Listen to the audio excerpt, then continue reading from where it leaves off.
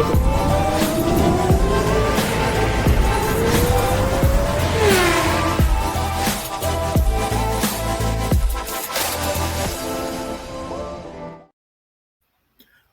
back to another episode of The Fellas. Before we jump into it, we ask that you like, share, and subscribe. Also, don't forget to hit the notification bell as we talk about the Monaco parade. Simon, why don't you kick it off with us? Absolutely. What did you guys think of the race? I think the title of this episode kind of sums it up for all of us as far as how we felt about it. But we'll start off with the qualifying. I thought the qualifying was interesting, especially not seeing Mercedes there. But what did you guys think about the qualifying, Ralph?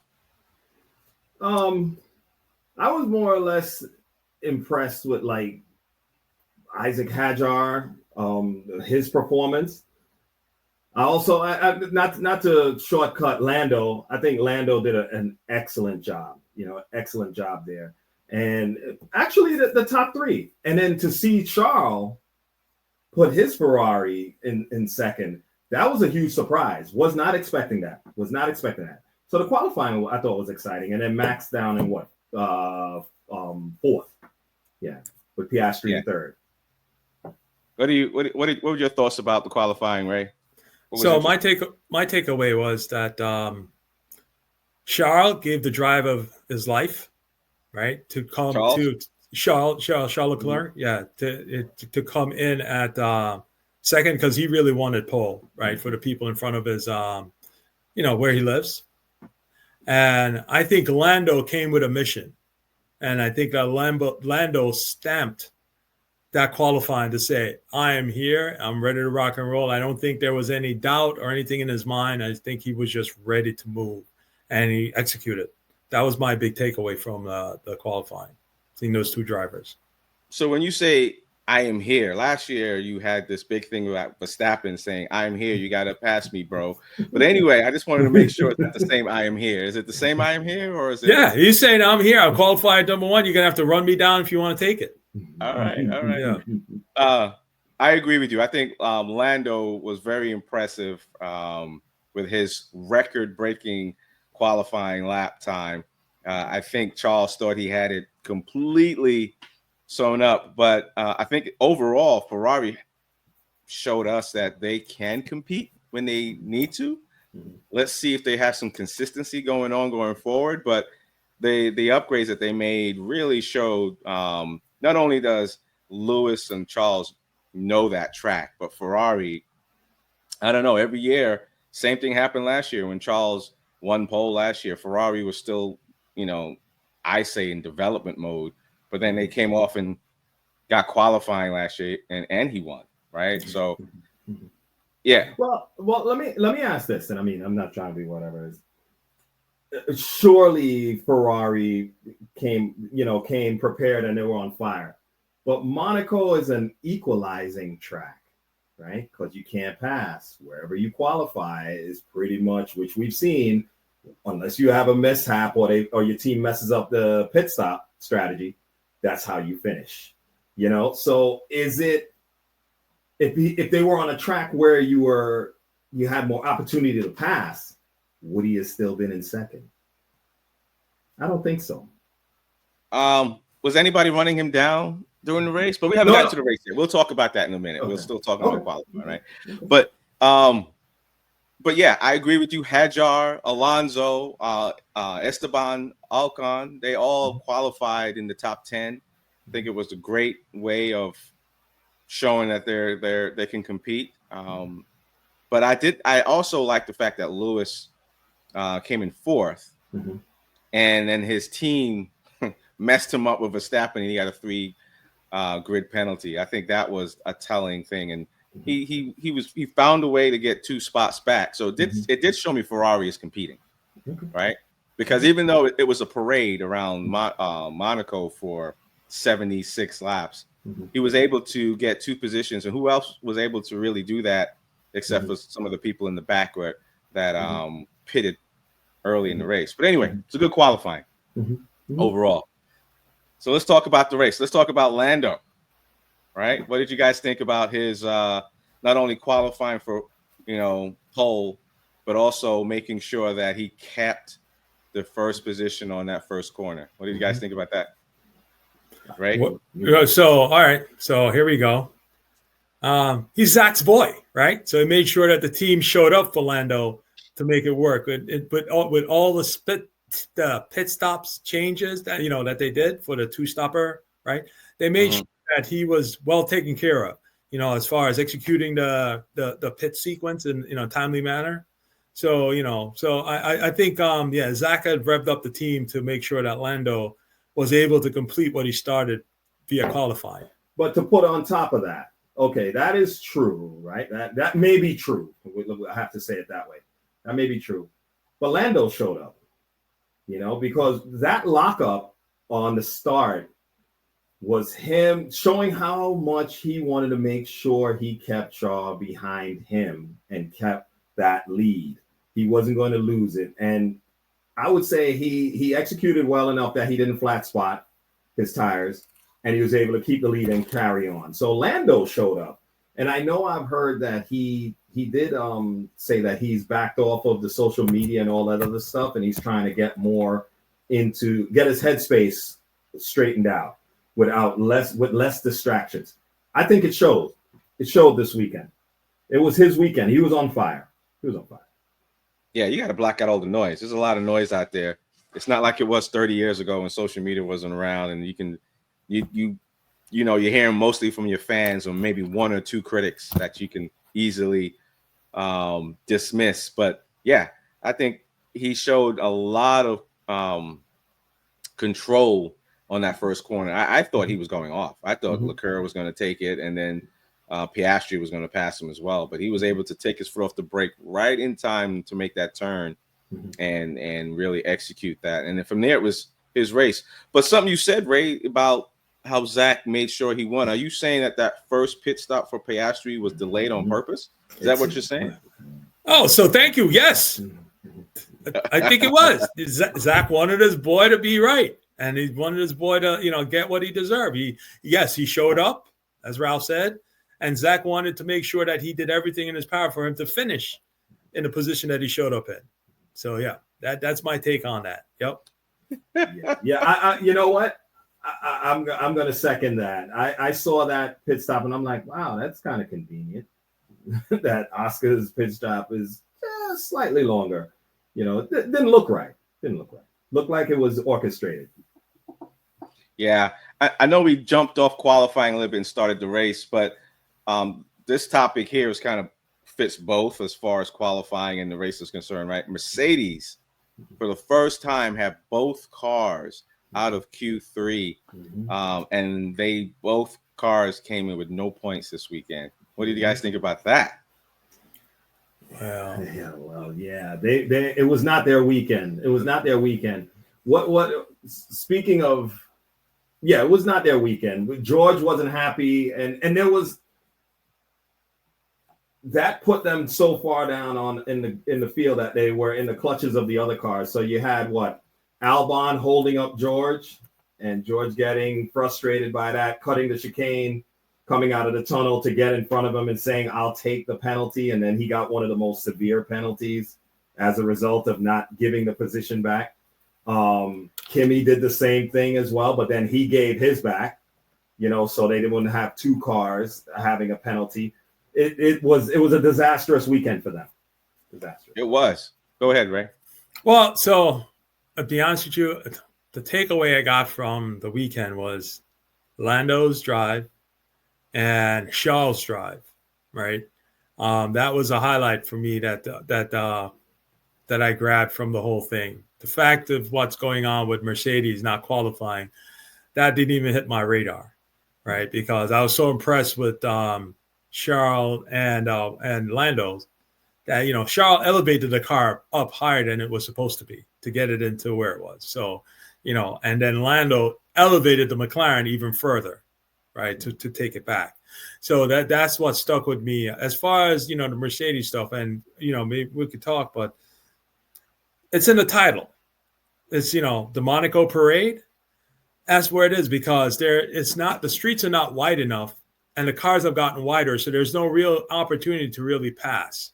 So basically, you know, in that race, and I think I said last week, is that what's important is qualifying, right? If you have to qualify, because as long as your team don't mess up the pit stop sequences, then you're guaranteed to finish in the spot where you started, right? And so that, you know, that's kind of thing. Even though FIA is trying to change up, the only thing that can change, in my opinion, is to make the cars narrower, right? The cars have gotten too wide, so you got to make them narrow that you can have two cars drive down there and still have a little space between both of them, right? Yeah, at least a foot. I think you're right. I think now you've easily segued into the regulation changes that they made this year, which did affect Mercedes, right? You know, the regulations change was a mandatory 2-pit stop, right? Then they wanted to avoid what happened last year when they had that red flag in the first 5 laps, and that there was nothing. Everyone took the opportunity to change their tires, and no one pitted after that, right? And it was just another parade, and they thought it was very boring. So they said, hey, let's do a mandatory 2 pit stops for this race and see how that works. And I think they didn't think it all the way through, because you're right, Ralph. Russell got frustrated with Albon and took the chicane, got a penalty, but the penalty wasn't harsh enough for him to lose a spot. However, he didn't get any points, but he didn't lose a spot either, right? So it's flawed. We see that as flawed. Right. So tell me what you guys' thoughts on the 2 mandatory pit stops. So I'll say this: that's straight out of NASCAR. Right, that strategy is from NASCAR or even IndyCar that they grabbed, right? Because from the limited amount of NASCAR I watch, they put things in to try. Yes, the purpose of the F1 races that is televised is to entertain the audience, right? And they were trying a strategy to see if they could compensate for the fact that Monaco's the streets are too narrow, and the cars have gotten wider, so you can't really pass, right? And so, that's what NASCAR does too. They do things like that to keep the audience entertained, right? Because again, it goes back to what I said. We want to see passing on track. You have to be an intellectual person to understand the passing that's done in the pits, right? And if you want to catch the low-hanging fruit, which is a simpleton like myself, show me a pass in the corner, and I'm like, okay, yeah, I'll watch this. This is entertaining, right? Until you get more acclimated with the topic, then you graduate towards a more complex side of it, whereas, tire strategy, pit, and all that stuff. My take. Oh, just to say, though, George finished 11th, Alex finished 9th, and Carlos Sainz finished 10th. So that penalty hit him. He dropped. So who was in front of him?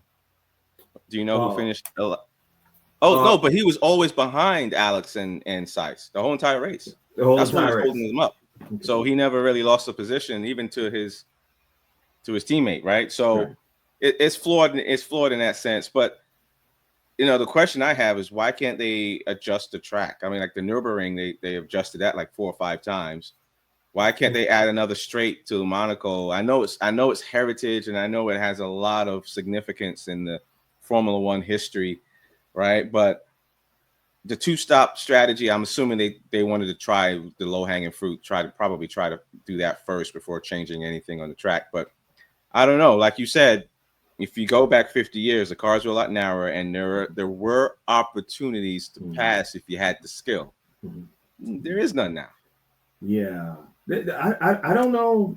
You're right. I mean, yeah, it's historic, but I don't even know if they have real estate to adjust the track. We're not sure. We're not sure. They can't. And that might be one of the problems, that Monaco is how it is. And this might be the only layout that could work. But like you're all saying, and it's true, it's not working with the modern F1 cars. It's worse. It's getting progressively worse, like it's just one big parade lap. So yeah, they're going to have to do something with that for sure. Because I think it put a lot of people to sleep, right, Ray? Yeah, a lot of people sleep during the race. Yep. But yeah, what about Red Bull? Red Bull doesn't seem like they're able to compete in the last couple of races. Even though Verstappen won last week, but still think they're struggling, especially Tsunoda. Well, yeah, well, sure. Yuki is definitely, he's trying to, I think he finished in top 10 last week, right? I think so. Yeah, so he's still working on it, trying to get, because again, it goes back, it's a Max Verstappen car, right? And again, the ass is too twitchy for them to, and everybody's getting it. Goes back to one of the commentators, her name's Bernie, I forgot what it was, a while ago. And she said, and I agree with her, is that why are they taking these drivers that are not inclined to do the setup they have where the cars, where the car ass is twitchy and it turns in really quick. She said they should find drivers that like that type of setup, and those are the ones they should bring into the second car, because even though it goes, I think her logic is, even though it goes a bit farther, because they already are like that from that inherent nature of the car, they'll be able to easily adapt to the extra piece that's on it. You know what I'm saying?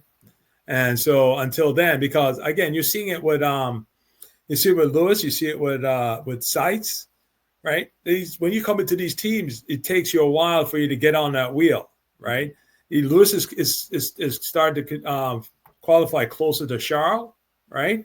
But it's still taking you a while to do it. And I think we commented on the last one where, steering wheel's different, the dynamics different. So there's a lot more, as I said, having prior knowledge of something else could be a deficit when you come to something new, because when we humans do our comparison, if it's so far apart, it then messes with us until we say, we got to let that go altogether and just try and embrace what's in front of us. Right. And that's the hard part, because you're coming with prior knowledge of something else to have this then pop up and, and show up to you. And you're like, well, let me try this technique, but that might not be the right technique. Right. Because I did this in the past. That's my take. Yeah. Well, that's compounded, as they said, where in this era, you don't have all the testing that they used to have due to cost cutting measures. So it really puts drivers coming into a new team at a disadvantage even more. You're learning every race, and it might not be until the following season that you probably get on top of it, because you're like, okay, I've had a whole season. I kind of understand now, and let me go from here. So I don't know. It would be better for a team to do that, to find a driver that's more suited to the style of the car. But then again, maybe they can't. Maybe that driver is not available. Yeah. I think what you're alluding to there, Ray, and I totally agree, is for Lewis. Let's take Lewis, for example, muscle memory, right? Mm-hmm. He has a decade of muscle memory for Mercedes, and now he has to scrap that muscle memory on certain things, especially brake pedal, brake feel. He says he's having a hard time adjusting to the brake feel of the Ferrari, which makes sense. They use Formula One as an opportunity to use the technology for their road cars, right? So their brake feel is going to be definitely different than Mercedes. And you had all of that nuances and granular things within the manufacturer that he has no muscle memory of right now. So yeah, he's doing pretty well. I mean, the 8th race, he's qualified 4th, and Leclerc qualified 2nd. So he's up there. And I think he's getting it, but we'll see how they do for the rest of the season. So we're through 8 races now. The third of the season is over. I can't even believe I'm saying that. It's just moving so fast. Anything else that was interesting in the race that you guys thought as far as manufacturers are concerned? I just didn't like how Monaco played out this year. It was just terrible in my opinion. Very boring. Well, as I said, it's a parade. We put the right name on top of it, and that's basically what it was. We saw some stuff like some people getting squeezed out, and when they came to go in a corner, that if it were wider, you probably would have gotten 2 cars in there. But they have permanent structures in which they're racing on the street. They're not going to redo a building or even the underpass to accommodate that. I don't think F1 generates enough revenue for them to warrant doing that. So I'll say this: it won't be. They may have to try and say it's a Monaco sponsored race, but they might as well go up on the top of the hill and go use I think it's Paul Ricard track up there or something like that in France, and use it and just say Monaco sponsored, and then we'll get some kind of racing, in my opinion. Yeah, it's not a big city. If you guys ever get a chance to go there, it's about 12 kilometers, 12,000 kilometers, 12 kilometers radius, right? So it's not huge.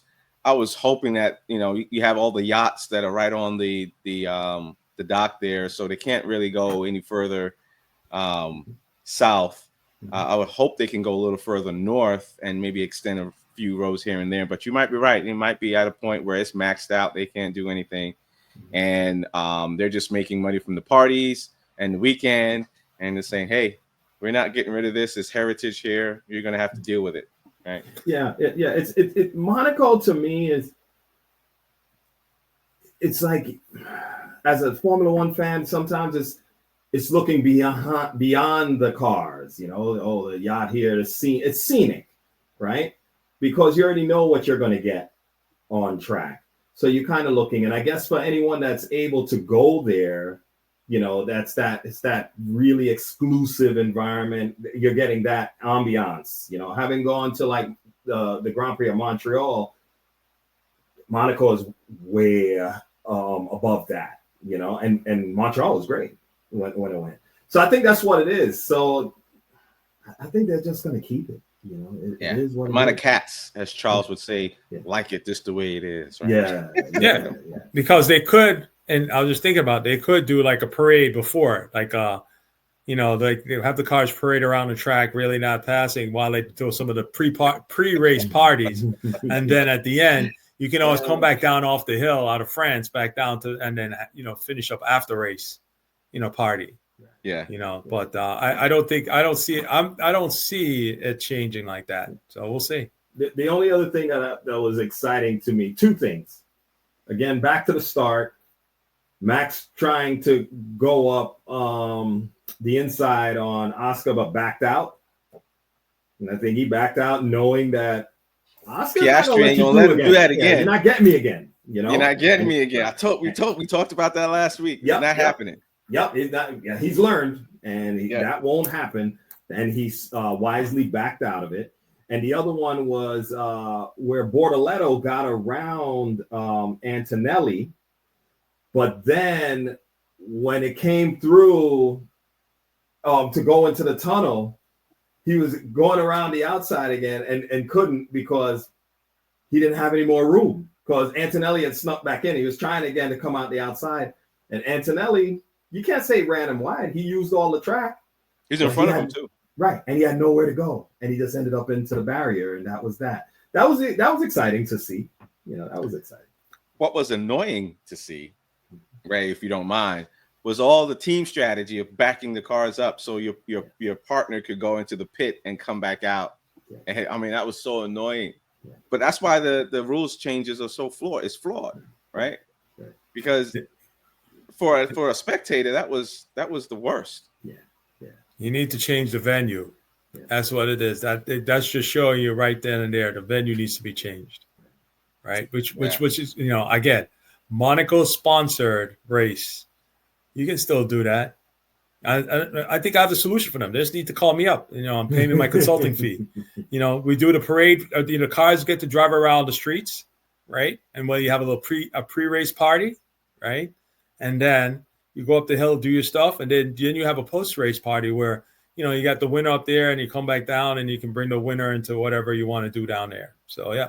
The Prince can go up on the hill and present it. The Prince of Monaco. Prince Albert. He can go up on the hill because it's a Monaco-sponsored race. I don't think France is going to be too pissed off with that. Yeah, they're going to have to figure out something. The only other thing that I thought was interesting this weekend, because of what happened to Ferrari qualifying pretty well, racing pretty well, Red Bull kind of being predictable as far as Max getting points and Tsunoda not getting any points, and Mercedes not getting any points. The constructor standings is so close between second, third, and fourth. Mercedes is 147. Red Bull is 143, and Ferrari is 142. Yeah. Right. Yeah. Within 5 points of each other, the three manufacturers are right there. So next week, I'm assuming that's going to change. I'm assuming Mercedes is going to come down from second to probably third, or I'm assuming Red Bull is going to keep coming down because unless Yuki starts getting points, it's just Max getting points. Yeah. Didn't Yuki finish in the points last race? I think he did. I think it was. I 10th, right? I think he finished 10th in the last race. Yeah, that's all Max's tally. Yeah, gotcha. Yeah, it's all a Max, right? And now Ferrari is getting a little wind underneath them, so they can easily jump to second if they qualify well next week. Yeah, they can. Right. So that was the next exciting thing. So, what do you guys think about next weekend? Next weekend is what race? Spain. All right. I'm good. Yes, it's a real track. What are your predictions for next weekend? If I could go, I think I'll say it's going to be Oscar, Lando, and Max. That order. Ditto. Let me write that down. Oscar, Lando, Max. Okay. What about you, Ray? Ditto that. I think I'm bored with that finish. Yeah. I think I'm going to be different than you guys. Sorry. I think the only thing that could screw up Ferrari right now is their team engineers messing them up. But I think Ferrari is going to be either second or third. So I'm going to say Oscar, Charles, Lando. Okay. Interesting. Okay. Yeah, and I think Hamilton is going to be like fourth or fifth. Okay. All right. Well, based upon last race, right, when Max pulled the gap on the second place car before DNF DSG. I mean DRS. Before DRS was up came effective. I don't know, man. I think the Red Bull has more pace on the Ferraris right now. So I think. I don't. Yeah. So and with that being the case, I kind of see it hard for Charles to make it all the way up there. But Charles could make it to third if somebody mess up in the what was the previous prediction. Then he'll roll in. It'll be between Charles and George Mercedes, right? So so those two would be hanging around there. Just make sure somebody mess up, right? So are you saying? Correct me if I'm wrong. Hell yeah, I'm saying that. No, let me stop. Go ahead. Monaco is one of those tracks. It doesn't have a lot of straights, and because it doesn't have a lot of straights and there's a lot of twists and turns, Ferrari was able to oversell their success this weekend. I'm saying no, but I'm saying that Charles gave the drive of his life. In my book, it's equivalent to Lewis out at Silverstone that time when he lifted the car up and made it do stuff so he could, place in the top three, be on the top three on the podium, right?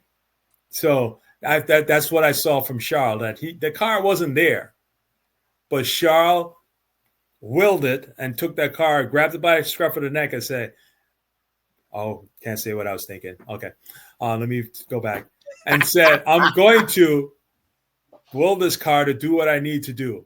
And, in a way, it reminds me of like an old Alonso and some of the other cars that, he really drove around all that deficiency for that one lap to try and make it in.